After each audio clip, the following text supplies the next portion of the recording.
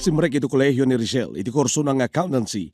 Nagtrabaho na ito iti munisipyo ti Bangged, iti babay iti Special Program for Employment of Students, UNOSPES. Karaman isuna, kaniti 75 nga estudyante ng Gundawa iti SPES program ti Dole, kabinulik ti LGU Bangged iti unay ti 20 aldaw, anang rugi iti Abril. Ket itang aldaw, sangsang kamaysa na ipaiba kadakwada tin baklay ti LGU ti swelduda, a 60% no kabatukan na 6,900 pesos no nakumpleto di 20 days sa panagtrabaho da.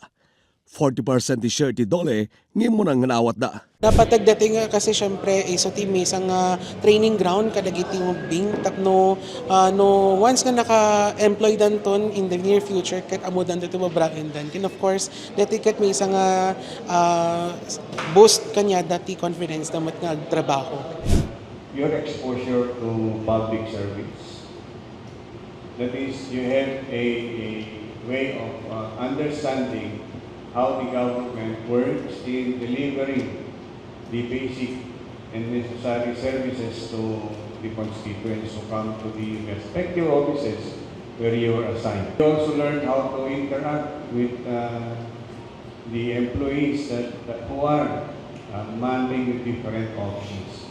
That's a good experience for you because that will give you an essence of networking. Nagyamanan digiti SPES beneficiaries tel LGU ken ti Dole gabay di na ipaya programa. Malaksi di tinaawat na sweldo.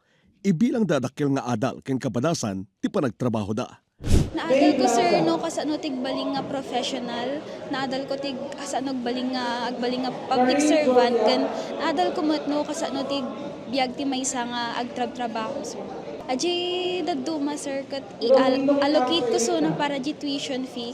Kanya daduma mat kat itad ko yan ti parents ko tapang tos damot laang kanya daduma nga kasapulan di balay sir.